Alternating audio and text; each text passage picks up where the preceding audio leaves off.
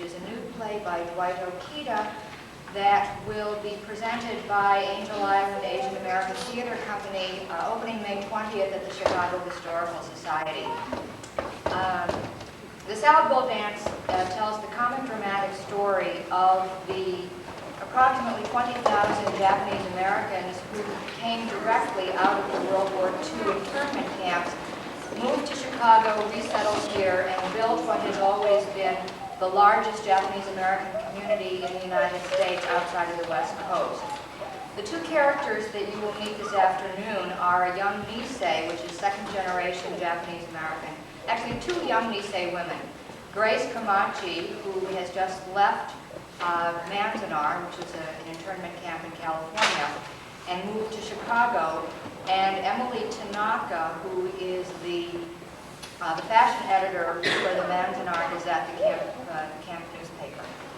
So here, presenting a little bit of the Salad Bowl Dance are Cheryl Hamada as Grace Komachi, and Lisa Tejero as Emily Tanaka.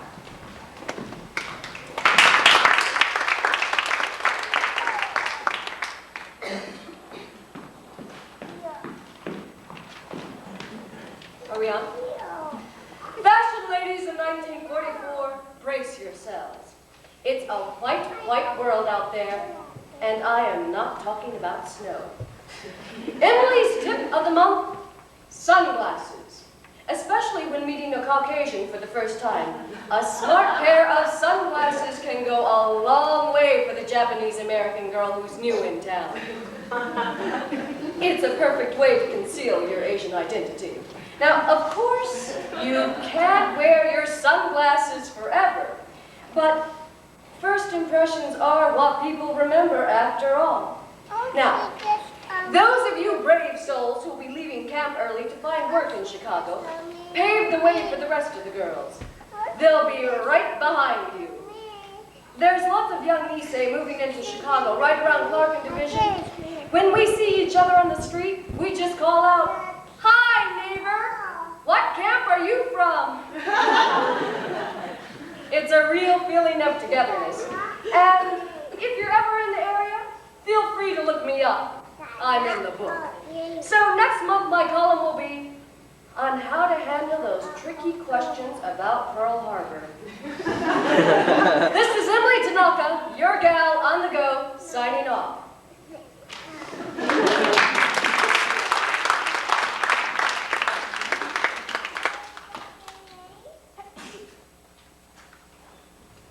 Dear Dad, I'm happy to say I survived my first week in the outside world. Chicago's not such a bad place after all. I should warn you, it'll probably be about 7 months before I can send for you, so I hope you can be patient. As for my humble abode at Clark and Division, I bought some curtains for the windows and it's starting to look a little more homey. As for my ongoing war of the roaches, I'm happy to say I'm winning. And the stubborn few who remain that survive my daily spring have earned my respect.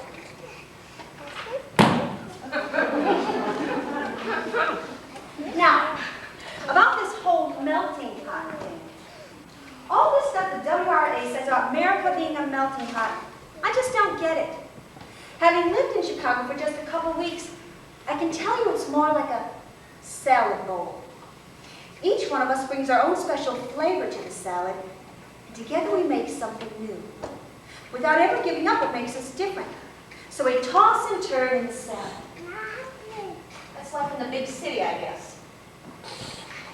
By the way, Dad, would you think I'm totally crazy if I said that sometimes, just sometimes, I miss the campsite? Oh well, hugs and kisses. This is Grace Komachi, your gal on the go. Signing off.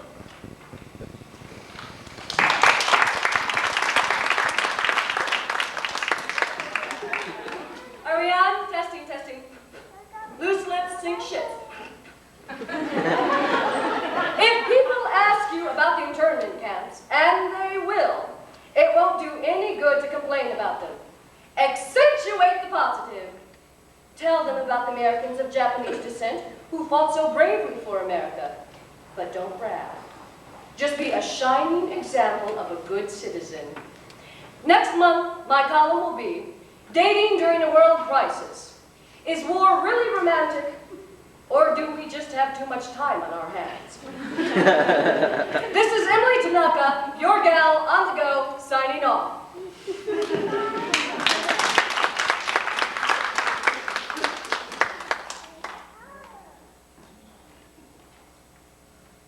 Good evening, everyone. And welcome to our weekly social here at the Church of Second Chances. My name is Grace Sachiko Komachi, and I'm from Camp Manzanar. Reverend Kono asked me to choose the theme for this evening's social, and I decided we're going to build a time capsule together, something we can send to the people 50 years in the future to let them know who we were and how we lived. I'm donating my suitcase to be the time capsule, and I'm going to put this in it. It's my only copy of Harry James' greatest hits. Did anyone here see Harry James when he played at the Aragon Ballroom last week? Wasn't he terrific? All those Japanese lined up around the block. Looked like we were getting ready to be interned again. Anyway. The people who managed the Aragon got a little nervous about all those Japanese in one place, so they started a quota system about how many Japanese can attend the concert. Anyway, my girlfriend Lydia at work, she's Caucasian. She asked me, why are Japanese so crazy about Harry James? And I told her, it's because that's all we listened to back in the camps. I mean, right? Oh, on Saturday nights, we would swap records, and all through the weeks we'd learn all the lyrics to the song. And then on Friday night, we'd teach each other all the new dance steps. But anyway, I'm talking too much. So I'm just going to make my little contribution to the future.